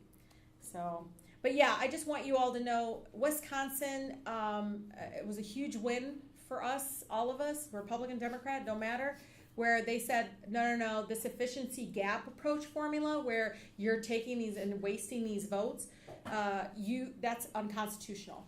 And so Michigan is going to do it where they're actually applying all of the lines, not just, in their case, I think they only did the state legislature or the congressional, I can't remember. Really quick, again, I know this is off topic, but Kate really wanted me to cover it. Emergency manager law, March 2011, they came up with emergency manager law called Public Act 4. where it basically wiped out our local elected officials making decisions, financial decisions primarily, which to me, people think, oh, it's like an accountant coming in. Those decisions are based on numbers and not people, and you see the impact in Flint and other places where they are not held accountable. They're just kind of looking at the bottom line. So in 2012, thank God for the leadership of, I think, Al Garrett at AFSCME, and everybody was laughing at him, like, oh, you're never going to get this done. He got enough signatures to go on the ballot, repeal the emergency manager law with overwhelming support statewide. And then guess what? December 2012, I was next to the SOB that did it. And they introduced another public act or another bill that became public, because it becomes a public act after it's been signed, by the way. So was signed into law, reenacting all of it. And again, it did the same thing. And so we at Sugar Law Center filed a case against it under the Voting Rights Act, discriminating against predominantly minority communities. And we argued with it in federal court, and they denied our claim. So then now we're appealing it, and in fall, look out in fall, because we're appealing it, and we're hoping that we'll be able to go in front of the U.S. Supreme Court and argue it with there. But by fall of 2017, we'll know whether or not the Supreme Court agrees to hear us. It's going to be a huge issue, and we're not going to back down, even though people are like, oh, we're not, this is not going to win or whatever. But for us, things have changed, and unfortunately, people actually had to die for people to understand what this really meant for folks. So I'm going to do this real quick and kind of leave you with this, and then answer any questions. How do I make this louder? So just a background, when I was in the legislature, the attack on women's health and women in general was unbelievable. We had the lowest number of females in the legislature in both the House and Senate, a record low. But it was different things like getting rape insurance, and sometimes when we get up and spoke, some of our colleagues on the other side of the aisle would get up and put their backs to us to like ignore us. They'd yell and call us baby killers, even though I was like, okay, we all are not going to agree on the right to choose, but let's just agree on infant mortality. We have the worst infant mortality in the country. I said we have so many. So in the same year that they were pushing for all these kinds of restrictions, like burying a fetus, just things that were to us were like, okay, but if a woman does choose to have a child, we're kicking her off of cash assistance, which you can't get cash assistance unless you're working, by the way. And many of the single moms that we were doing, 63% of our residents in Detroit are moms. And they were basically taken off of cash assistance, I think 48 months. And then they were doing all this restrictions on who can apply for certain things. Like they were even doing things around attendance, like you're going to get off of assistance if your kid doesn't go to school, like somehow connect it, as if that we don't want our kids going to school. Anyways, long story short, it became very much feeling like even my Democratic colleagues, some of them who were anti-choice, were like, this is getting crazy. I'm like, yeah, because it ain't going to stop. This is not about, for many of us, it wasn't even about abortion anymore. It was like this constant attack that we were on some sort of menu and they were going after. And so at one point, one of my colleagues got up and like took the Bible and was like reading from the Bible. He's a super nice guy. But I mean, like in what he was reading and then kind of like referring to me and others that did not feel like we should legislate people's bodies or make that decision for people. And like, if you're a really true believer, I would tell him, then Allah will like judge you. Like this is not a country where we're like dictating what people do with, and those kinds of decisions. And I said, not everybody. So we have atheists, we have Jews, we have all kinds of people that have different faiths and different beliefs. So to start doing all that stuff and bringing faith into the legislature is a slippery slope into doing a lot of other really bad damage things. So I got really frustrated. It wasn't planned. But I want to leave this because I was telling Kate, sometimes this is so overwhelming and you feel like you don't have a lot of power. But like today, you have so much tools that I gave you that are really awesome. Like even sharing what I showed you about lobby lunches on your Facebook and social media, people are like, yeah, this is fun. And you can like suggest things like that. It's really amazing because people want to know. They just don't know how to find it. So I'll leave you with this and then open up for questions. In that case, stop having sex with us, gentlemen. Find somebody else to do it with. Seriously, I ask women across Michigan to boycott men until these bills stop moving out of the House. Oppose this bill for the love of your wives. You were the inspiration for Chirac. Thank you so much. The Michigan press called this next argument feisty. This is Democrat Lisa Brown. It's my girl, Lisa Brown. I have not asked you to adapt and adhere to my religious beliefs. Why are you asking me to adopt yours? And finally, Mr. Speaker, I'm flattered that you're all so interested in my vagina, but no means no. Members, I do ask that you respect the decorum of the House. This is an emotional issue for all of us. Don't talk that way around here, Speaker is saying. In addition to their testimony, Democrats also introduced a series of amendments designed to make the point that the state would be claiming a role in governing women's medical decisions in a way that it does not claim a role in governing men's medical decisions. One amendment would require a full exam before a man can get a prescription for a drug like Viagra, for instance. Another would stop doctors from performing a vasectomy unless the patient is in the throes of a medical emergency or his life is at risk. For the most part, the Republican Speaker gavelled away the amendments, so as Democrats control the chamber. When the Speaker gavelled a particular vasectomy amendment, this is what it looked like. Representative Byram offers one amendment identified as Amendment 2I. The question before the House is on the adoption of Amendment 2I. The clerk will open the board. Members may vote at their desks. The amendment is not adopted. Are there further amendments? Are there? They wouldn't listen to her. Representative, you are out of order.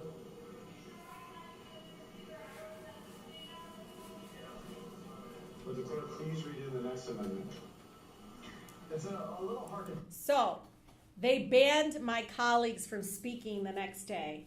I didn't get in trouble. I don't know why. But it started out the day before, and I was just like, this is getting ridiculous. They're not listening to us. They were very loud. You have to be on the House floor.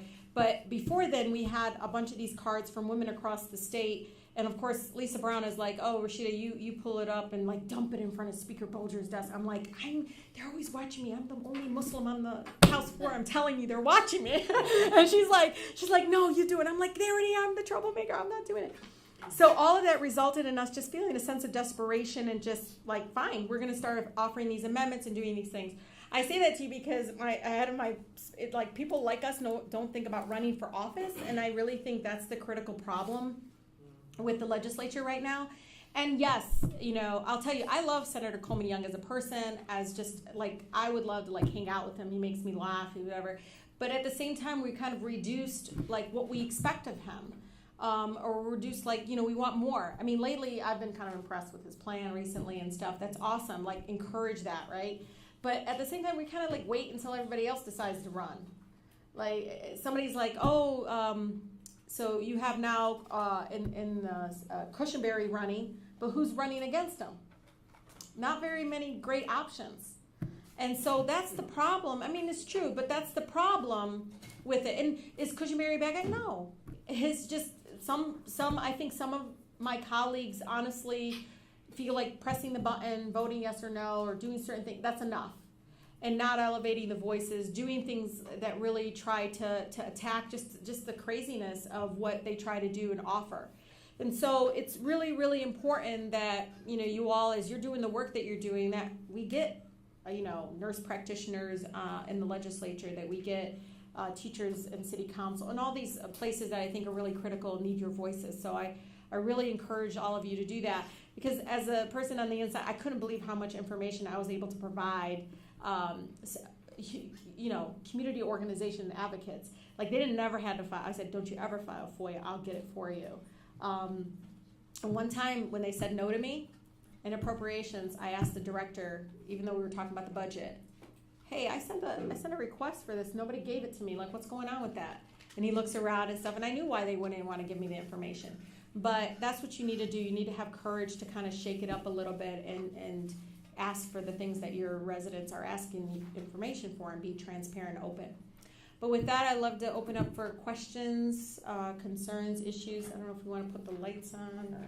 This is my contact information.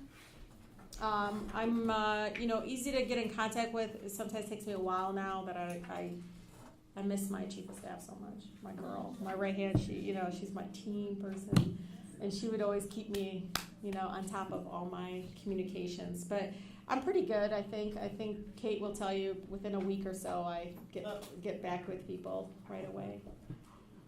Any questions? Yes.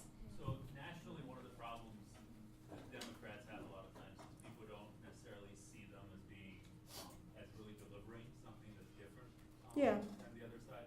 So obviously in Michigan recently we can say, well, we've been in the minority, right? But we were in the majority before that. Mm-hmm. And it seems like there wasn't necessarily a whole lot that was different. I mean, I know there's emotional issues to bring up, but in terms of just average people, how they were living their life, Well, I completely agree with you, and that's why I constantly reference that this is not a Republican-Democratic issue. I think gerrymandering is an issue for all of us, no matter if it's a D or an R name. I mean, I will always be a Democrat, and will try to take back my party. But I think we're getting really comfortable being in a minority in the legislature. My colleagues are not, they're just getting by. I don't know if it's term limits. I can't put my finger on it. I do think that there's a comfort level, and it's a job. I've heard people when they say job, I'm like, oh my God, For me, I was like on a mission, But I know there's issues there, just like in the Republican Party as well. But for all of you, it don't matter which party you're from. Like, what are you doing to kind of try to elevate your neighborhood, your issue, and all those things? Like, really focus on that and not worry about the systematic problems that we have within these. I think organically it will change when people like us run. In Michigan, the Michigan Democratic Party doesn't get involved, and they do not get involved like they do in New York and other places where you wait in line for your turn to run and all this stuff, and it's who you know. Here, anybody can run. It's obvious. I talk, and so, in Michigan, there's a great opportunity. Some people like term limits are really bad. For me, I don't think if there was no term limits, I probably would have not been elected or been able to get that opportunity. But so for me, I hope you all see term limits as an opportunity for you to get in there and try to make a difference and, make some of the reforms you saw, some of the things that I wish I was like, man, I wish I did something more around campaign finance transparency issues. I was more working on environmental justice and all these other things, but there's so much needed there, and there needs to be new energy, new, folks in there. They're all human beings. They all mean well. I would say 10% do take what I call service politics approach, where they go beyond introducing legislation. They actually do more, like do the power of the letterhead, power to convene, do op-eds. Like, I love when elected folks do those kinds of things, because it does change the messaging around certain issues that are important to us that has nothing to do with a bill because bills can impact people's lives. It takes 10 to 15 years before sometimes it impacts people's lives, really. Yeah. When you were first elected, how long did it take you to kind of get acclimated? Well, I was a staff person before. So I worked for Majority Floor Leader Steve Tabachman, and he's the one who convinced me to run. I actually remember him asking me, and I was like, I'm not going to sell out and all this stuff. And I can't, I was like, I can't be, oh my God, Steve, like, I don't know how you be there. And he goes, Rashida, you don't have to change. You don't have to, and I kept saying, I'm Muslim. People don't, they don't, like, how it is. And he said, I'm this guy that grew up in Farmington Hills, like, of Jewish faith, and I lived in Detroit for 4 years, and I busted my butt and went around, and he was a spectacular person that worked a lot on community development and all these other things. He taught me a lot of getting people through everyday issues is as important in any bill you could ever work on, and that kind of went hand in hand as I moved forward. But yeah, to me though, some of the insides of like third reading all this stuff, I was like so obsessed to learn the process, and then I come to the legislature and I'm like, oh my God, they don't even do it. They don't even have a committee hearing to just hear testimony and then make changes. They're like doing what they're doing. Like DTE drafted the lighting authority bill. They drafted the Detroit Lighting Authority bill. We used to have a Department of Lighting in the city of Detroit. People are going to forget. I'm not going to forget because I hated that bill. I thought it was stupid to basically we privatized our lighting department. And DTE's been 40 years been trying to get a hold of that. And then I kept thinking, well, I want to make changes. I want to do this. And they're like, no. Well, let me call DTE. I'm like, why are we calling DTE? Anyways, yes. Is there a way to track like ordinances on a city level? Yeah. So Amanda's like my right-hand person. Like we because we're doing more on the local level in city council for the coalitions that we work with, we're just amazed that the clerk gets away with not putting a lot of things out there. No, really.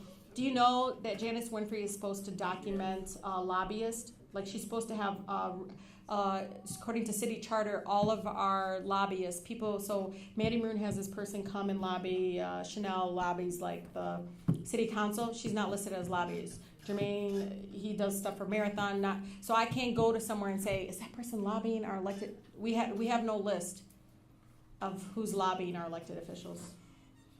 And I don't know for other municipalities, be cautious. There's a city charter, which is like the constitution for the cities. Every city has one. Check it out. Some of that stuff is not even being implemented. What is the accountability measures for attending to unmet things in the city charter? Oh, so I have been talking to people about filing something, at least. I was trying to get some media person to like take a hit, but she doesn't listen to that, we notice. So we're not sure. We think there could be a possibility of filing something in the courts to require them to actually do it. But I just literally had a conversation with an attorney last week about it. I just learned about city charters like last week. I have a question. Mm-hmm. When you put yourself out there like that, and you're doing this in such a courageous way, you're making yourself kind of like bait to the community against the system. And so, anything you have to share in regards to how you maneuver in a safe manner for you and your family? And then also, do you have a leakage on your team that you need to fill right now? So, my first year was hell because Maddie Maroon filed recall petitions against me, and you can't recall somebody in office unless they're in office for 6 months. I remember throwing up. I didn't realize that was even a possibility. What happened was Councilman Kenyatta, which I miss so much, he was he give you a box of stuff, say, here, read that Rashida, you gotta read it, And we don't have a lot of that right now. But Kenyatta called me and he said, hey, this is what's going on at the bridge. You're building a bridge without a permit. I'm like, no. He's like, no, Rashida, he also closed down Jefferson. He won't open Jefferson. I'm like, but I said Homeland Security. He goes, no, that's not Homeland Security. He had these fake Homeland Security signs at Jefferson, just cut it off, and in the park. Yeah, he's crazy. He's nuts. So I was like, no.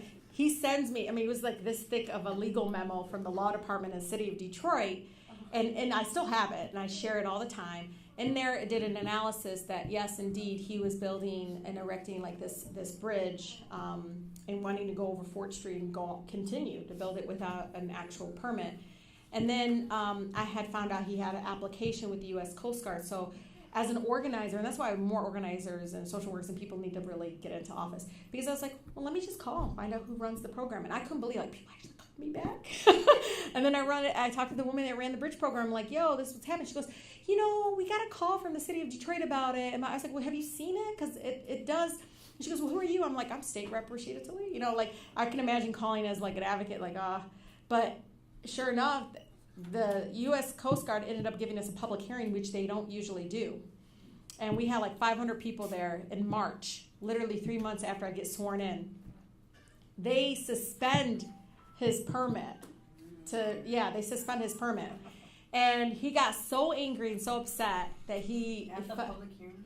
Yeah, well, no, we knew right after that because he segmented the project. What that means is when you put an application in to build like a bridge or do something that impacts the community, what he did is he showed part of it. He kept the other part away out of it so that he would not qualify to do a more deeper environmental impact study. And so we found all that out because we connected people. We talked to the EPA, we talked to this folks. And when I say I started the Bridge Watch Detroit Coalition again, and we started this thing called We Have a Right to Breathe campaign. Again, not bills introduced, just organizing, using my office organizing. And we used to issue these press releases because we had like a communications department. The state rep has a communication department, just set all this stuff out. And what's great is the staff were like, this is exciting, this is new. It's not like, Rashida Tlaib introduced House Bill, blah, blah, blah. It was like, Rashida Tlaib is questioning whether or not this is a bill, this bridge is being built. Long story short, that happened. I can tell you this, being a Muslimah, like I got one death threat that went to the FBI. There was a church that still does it, the Southern Poverty Law Center. I sent the information to them to list them as a hate group. But they would show folks for coming from the South and other places coming down to Dearborn at this church, and they would show like, oh, look, a Sharia law is being spread.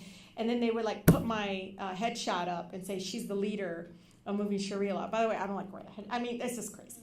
So I was like, what? And then we would get the sea of like hate mail. And I said sometimes to Amanda, like, don't even show it to me. I don't want to see them because they're crazy. And so those are kinds of things that kind of made me fearful because I'm so accessible, so open. Like residents would come to my house and so I was a little bit afraid of that. And then one time I got my tires slashed, all four of them. So there was crazy stuff like that. But I'll tell you, I don't know what it is. It didn't make me fight less. I don't know, it made me more angry. And actually, I'm more angry now than I've ever been. If you met me in 2008, you say, wow, she's really like, because I was a little bit like not as pissed off and upset, and people are like, Rashida's so combative, and oh my God, like here she, whatever. But I felt like even my own colleagues were like, even Democrats were like, whatever, here we go, here's Rashida on her kick. And it's like, well, it's not your neighborhood, it's mine. Republicans helped me get more in the appropriations process than my other, they always did. When I went to them about a community court program, they helped fund it.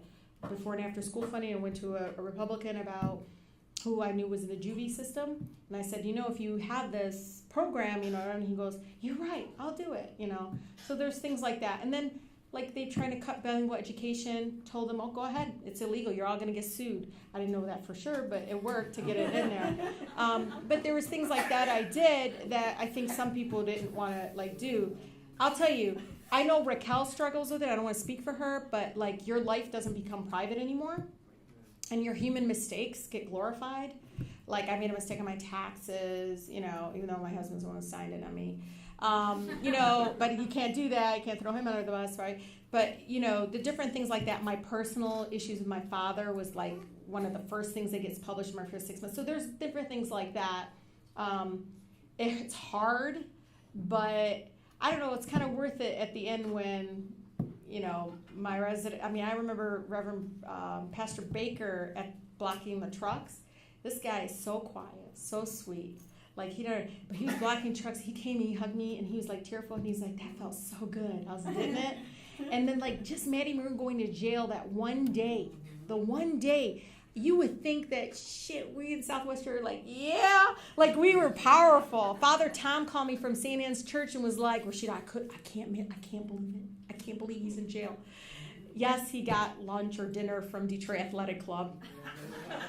But still, that was showing that, look, the 99% mattered, that, this 1% and all this kind of going after the little person was, it's not. We took down the fence on our public park. He was very upset. The president of the bridge company called me, asked me where the fence was. I was like, you guys are a $1 billion company. You're asking me. I don't know. I didn't take it. Scrappers probably took it. I don't know. Where's my signs? I was like, you mean the ones that Homeland Security Department did not like? I have no idea. We took it down and because we won the case, the trespass case. We won it, but they just didn't take down the fence. The city of Detroit needed to go cut it down, but we did it for them. So it's hard, but I don't know. I think sometimes it's worth it. And I think anything that you do, especially women in leadership, it's difficult, but it's important to get out there. And I mean, I don't have any huge regrets or anything like that. And I think I inspire my kids. So you see strength. They think I could put anybody in jail, which is not true, but if they see somebody crying, they have compassion. They're like, Mama, help her, And so there's, you can really be inspirational to your whole family and community and so forth.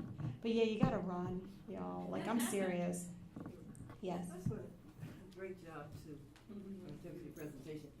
Another piece too that we tend to leave out in terms of organizing, and I think in terms of politics, is getting more people to become precinct delegates. Because they are community actors, and they're the core of whatever party that you're in. And we can bring about changes, because I'm seeing more young people get involved and become precinct delegates, and then run for an elected seat. And I was just telling some students and some friends, that's one, and you gotta be voted for, you gotta run for it. And Kate, we could do a workshop on that, and we actually bring in the forms, and we started a group called Women's Alliance, a bunch of us young women, because the Michigan Women's Democratic Caucus wasn't very welcoming to us young people. And so we started a Women's Alliance group, and we started telling people about becoming a precinct delegate, and all over the state. And we had a conference call where I think we had close to 100 women on there, and they were like, well, why should we do this? And just the idea of putting them on because you're on the ballot, it's kind of cool. So just the idea of seeing their names on the ballot kind of built courage, and then they're all like, oh my God, my name's on the ballot. And usually you're unopposed because there's always a Republican precinct delegate and a Democratic precinct delegate. And it's one form, you put your name out there, and sometimes you have to actually campaign for it, but it's kind of fun. And you get to really define what that role is. Is it to get more people out? And it's only your precinct, not the whole district. It ain't hundreds of thousands of people. But it's a really great way of being kind of an official delegate. And you get communication from the party. You get really involved, and you can vote on certain things and get resolutions and really change the party from within that way. But a lot of people stopped, running for. That's one of the first things I did was run for precinct delegate. But I only ran because my dad was a UAW guy, and he was all about that stuff, and brainwashed to believe it. But it was good brainwash, good brainwash. That's when unions really did a great job of getting folks out. Yes. I just want to thank you so much. It's really great here, and I feel very proud that we have so many local examples of good politicians. That doesn't make it feel like selling out to aspire to run for office. So thank you. I wonder about I believe that it does often take different types of activism or legislature or blocking trucks or whatever. But what is the legislative process, if any, around emergency management? Like, are we waiting for the Supreme Court? So they can continue to try to, they can continue to try to repeal it and offer the amendments to repeal it and to get rid of it. But in essence, if there's not something of a huge, I noticed even with term limits and stuff, Stabenow was in the legislature at that time. There was some backdoor deal, that can kind of happen. But I really think, just like with the civil rights movement and some of the other really phenomenal movements in our country, which continue on, to be honest, have always been a combination of the community organizing, the legislature, and legal, getting ourselves in the court system and fighting it through the courts. But it is important to, I think, that's why I always talk about multiple strategies. I actually learned that from Maddie. Maroon had multiple strategies at all different levels of government. And I was trying to keep track. One time I counted 7 different strategies. One was on messaging. One was scaring Delray residents about eviction. I mean, he did all these things. And I was like, man, I didn't even think about of it that way. And then I started implementing that with a lot of the work we were doing. But yeah, it has to be multiple strategies. Yeah. I saw on the sugar line, on the sugar law, what was it, cover, whatever, there's Maurice and Jane. Who's Maurice? Oh, Maurice Sugar? Somebody said a little bit louder. What is that? Oh, so he's asking about Maurice and Jane Sugar. So Maurice Sugar, there's actually a book in the Ruther Library. He was the first labor attorney ever in the country who worked for the UAW. He's probably a socialist communist movement. When UAW, a lot of these labor folks came out of the communist movement. If you look it up, and I mean, you'll see. Walter Reuther came along, fired him because he wanted to show that, because it was during the MacArthur era, and you have to read all about it. But Maurice Sugar was a labor attorney. We're working on worker justice issues. He was there during the strikes, represented a ton of workers, fought really hard. You actually can find a ton of his briefs and stuff with like music lyrics on the side. He's a kind of quirky guy. So him and Jane, who's married Jane, passed away and left all this money. They're like, okay, what do we do with it? And so folks said, let's start this worker justice organization that ended up doing democratic rights issues, environmental justice, and name it. And so since 1991, we've been in existence. And we're a national organization. But we work with the National Lawyers Guild a lot, ACLU, and some of the other organizations that are national. Yes. Hey, how are you? I just want to ask quickly if you give some advice as to what citizens can do about this gerrymandering issue and about forcing more transparency in the Detroit elections, because you know when they Yeah. had all that stuff come up with the recounts, they found a lot of stuff which they really squashed. So, but there's so little transparency. As a civilian person, I'm not really sure where to So start. I'd like as- to be in a group with yeah. other people and start to put some So, pressure. you know, Mac, one of the things you could do is, right now there's an election for city clerk, and there's not enough knowledge of Gilchrist is one person, Hester, and Janice, like really start having a forum about this, and getting it out there. But it's not even just that. For me, it was like, oh my God, I can't find stuff online. It's just, there's so much of that role can be more. And be helpful in kind of doing a lot of the reform on the local level and so forth. We're not as awful. I just came back from like St. Louis. They have 28 city council members 48 city council members, 28 council members for 300,000 people.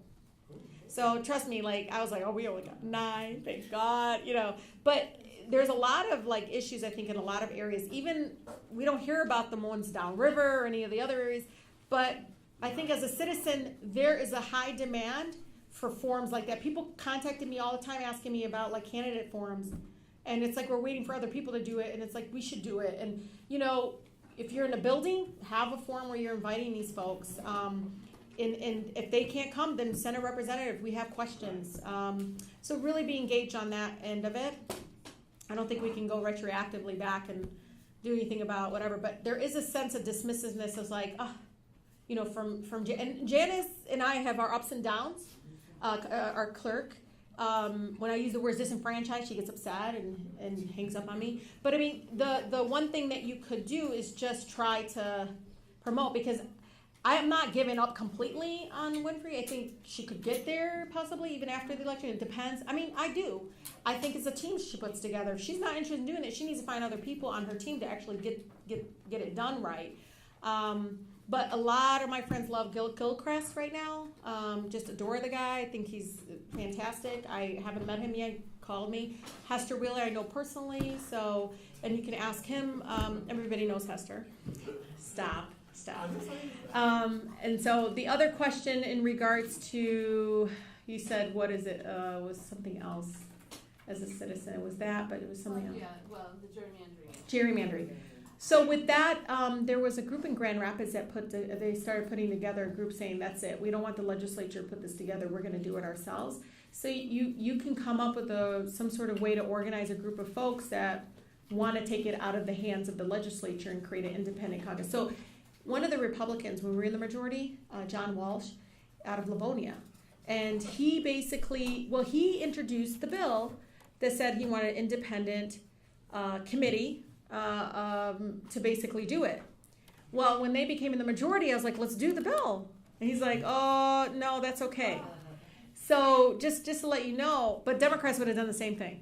That's the problem, is that, and it needs to be removed and become part of an independent process away from that. But, I like when groups kind of come out and say enough's enough and we wanted to do this.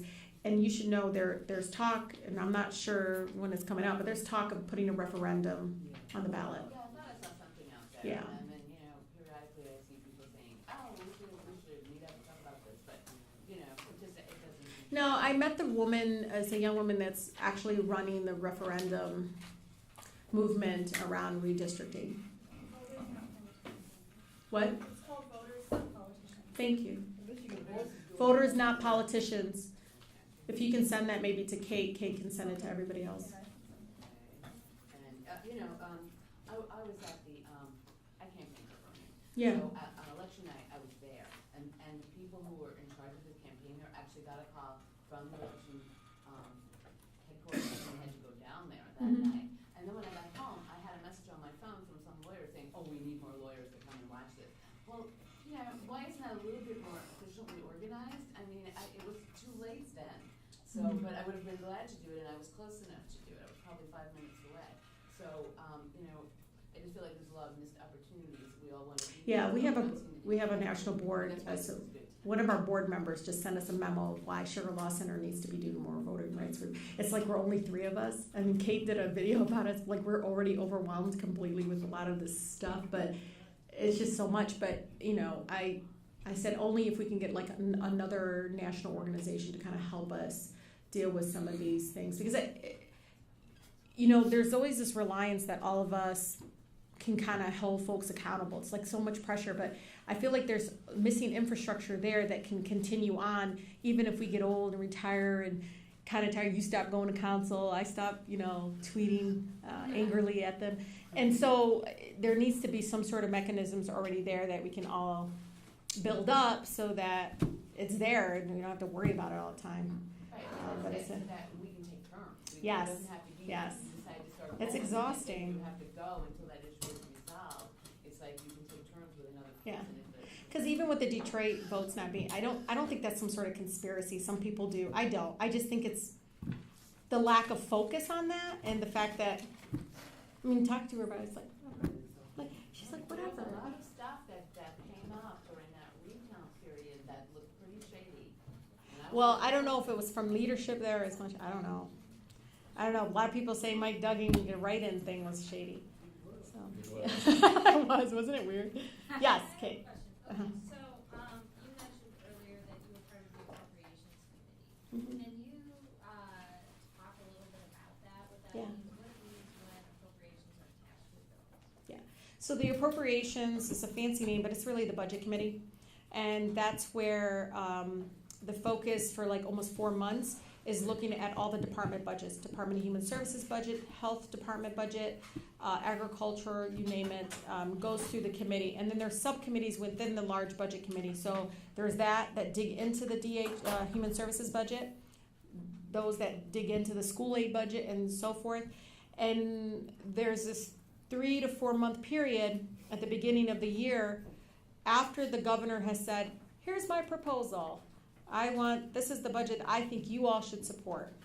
Most of the time, probably 50% of it actually gets implemented, and the other 50% gets debated between the senators and the Republican members on both sides of the aisle, on both chambers. And the committee process is, I remember doing the school aid stuff and having retired teachers show up, which was really cool. One guy made me cry. He's like, I get $12,000 for my pension. I became an educator. You don't become a teacher, become rich. I don't know why you keep attacking us. I'm just there to educate your children. But he's like, stop bleeding out the school aid. And I was like, tell me, what do you mean? He goes, why are we paying for nurses in schools? Why isn't that coming out of the health department? I was like, I didn't think about that. Why is bus transportation coming out? It should be coming out of like MDOT. There was this sense of like already limited resources, so why are we bleeding it out? It should be focused on just the classroom. And it was very powerful. But that process all comes, after the committee, the recommendation comes to the committee as a whole, the Budget Appropriations Committee.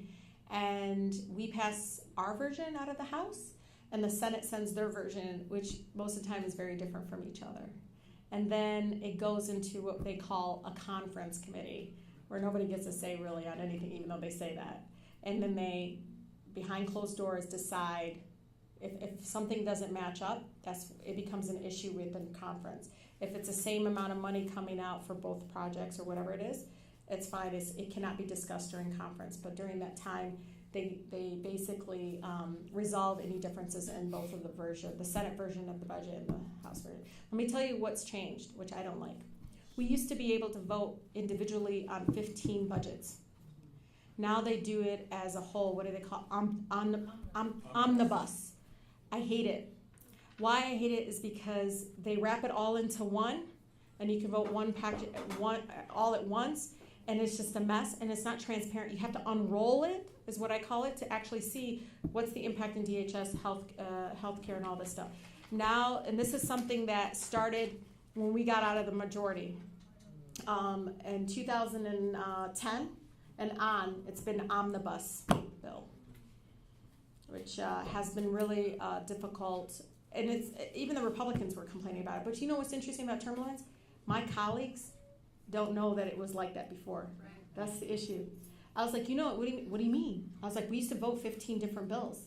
It was great because we offered amendments on each one, and it was actually helpful because we were able to fix a lot of the issues in some of the bills when they were separated. With the omnibus, it becomes focused only on school aid, not on the other, like Michigan Department of Environmental Quality keeps getting it like 60% cut, and I can't even focus on that because they're like, well, why aren't you focusing on education? Because that's the part of it. But if we can separate them back out, it'd be better. There is talk of pushing for a part-time legislature and having a 2-year budget.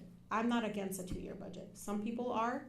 I was there 6 years. I feel like it's much more effective to have a 2-year budget, and it's helpful for organizations, creates stability for departments and people that rely heavily on the state budget. To have a 2-year, that's it. Because you don't understand, by the time it's not even 12 months, you guys, gets implemented in October, all of a sudden, following January, February, we're arguing over stuff. So then they're planning, they can't even do anything. They're planning, one time they held the before and after school funding because it was becoming a debate over whether or not stays in. It's like, do we continue it or do we not? It's ridiculous, but it'd be better. A lot of states do a 2-year budget. Are those two things together, the part-time and the 2 years? So Callie told me, because I talked to him about it, told me that all those would not, I haven't seen the language, those be separate compared, because I said to him, okay, great, they're part-time, but how do we prevent them after their 6 years in office to become a lobbyist? That's the issue. And he's like, no, we would have to get rid of the revolving door of them being able to do, they wouldn't be able to do it for 2 years, and there's some other things. But if you go to Clean Government, something like that, you'll find it. Clean Government, I don't know, but if he gets it I know for a fact that if he gets it on the ballot, it will pass. People argue with me about it because I've just been like, yeah, I'm for it. And they're like, what? I know county commissioners. One of my friends as a county commissioner in Macomb County, she was a waitress as a full-time job and in a part-time county commissioner. I felt like it kept her humble and grounded. Yes, we might miss out on having other people there. Yes, they keep saying, let me tell you, lobbyists with or without term limits, they seem to still have power. Part-time or not, I can't see it changing, but let me tell you, having 9 months out of the year, not having to deal with any negative, like for me, it's like, oh my God, I could breathe and then gear up for those 3 months that comes up as an organizer, gearing up for it. I asked my friend Art Reyes, who worked in states where they had part-time legislature, and he's told me, he's like, yeah, you're much more focused, you're doing everything you're doing to kind of do the proactive stuff, and then you're reacting those the 90 days, because it'll be 90 days.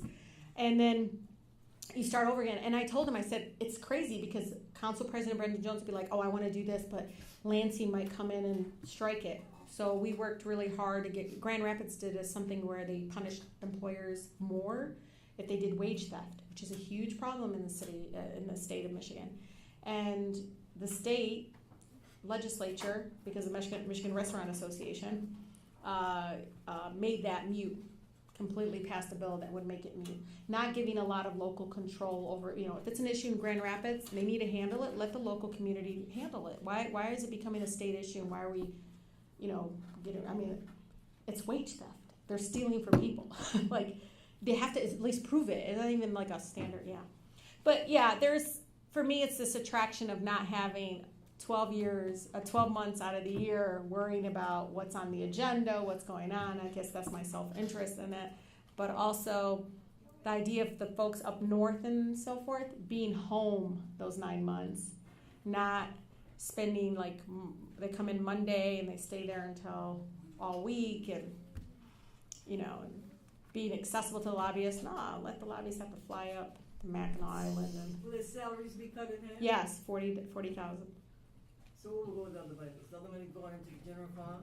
That's my No, concern. I don't know. It's not a lot of money though. I was about 70,000, I don't know. 75,000. I think I have mixed feelings about it. Yeah, everybody does. I mean, I do too sometimes. Trust me, my friend Denzel, everybody argues with me on social media. Because there's somebody right now that she's like, oh, I'm golfing. She tweeted out, I'm golfing. I was like, see? See what I'm saying? And you guys don't want part-time legislature? Like, she wouldn't be golfing. Like, she would have to go work those other days that she doesn't have off. And we've had like 183 days of session days. They're already part-time. That's my personal. Like, look it up. How many session days they had this year? It doesn't matter. I think it's going to pass if he gets it on the. It will. I got a question in terms And we'll see what happens. process. You mentioned earlier in your presentation in regards to the government veto it, and then you said that did you say a bill can pass with just sitting? So no. So he has to sign it for it to become a law. Okay, if he doesn't sign it, so there's no veto power, right? Okay. He just doesn't sign it, and it just that's the veto process, I So it guess. doesn't become law if it's not signed. This is okay. He could just leave it on his desk, and then the term, and then it's yeah, pretty much.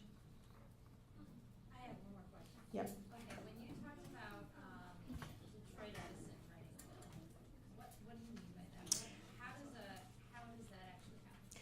So I've seen this with the scrapyard folks that can't stand me. So I put a work group together with like the Police Officers Association, the chiefs, and then the prosecutors, and said, what's going on? It's already illegal to steal metal and so forth. What are some of the loopholes? What are we having to deal with? They said it's exchange of cash, blah, blah, blah.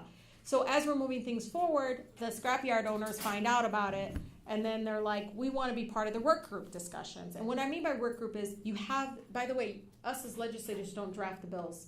There's a whole bureau called the Legislative Service Bureau that do it. They're in these little cubicles, and they put it in form, okay? You come up with the ideas, you kind of read it, make sure, like, okay, because some of the stuff I'm like, oh, no, we want to change that to shall, not may, things like that. But what happens is they put them in the room with that drafter, and then they do it. Now, the other way that conservatives do it is like right to work and all that. That comes from like national right-wing ALEC and stuff. So we'll take the model bill and say, hey, Legislative Service Bureau, this is the bill I want. Put it together. So DTE is like, yo, here you go. This is the bill. So then they will that's how they do it. They basically have somebody else draft it, give it to the Legislative Service Bureau, who puts it in form and spits it out for them. That's how they do it. They come in and circumvent it that way. There's a bunch of them. If you look up ALEC, what does ALEC stand for? I don't know. You can actually see what's interesting is if you find out when ALEC meets, it's a national conference. It's Koch brothers, all the crazy right-wing folks. Exchange Council. Yep, it's legislative. It's all model bills. So, but what's interesting is watch the timeline. They go to the conference, and right after the conference, maybe November, is when I wait, because I'll look up like when they're going. I'm crazy like that, and I'm like, but here they come. They're coming back. When they come back, I can't believe the crap they introduce. Like all kinds of stuff. I'm like, since when does he care about the state of Michigan English only? Like what is that? Or crazy things like that come back from those places. So they come in with all these model legislation. By the way, the Legislative Service Bureau hates it because they're not in the right form. Well, they still have to figure it out, but they're not in the right form. They're not in the right act. You have to make sure it applies and all that stuff. I think we're done. Yeah, thank you so much.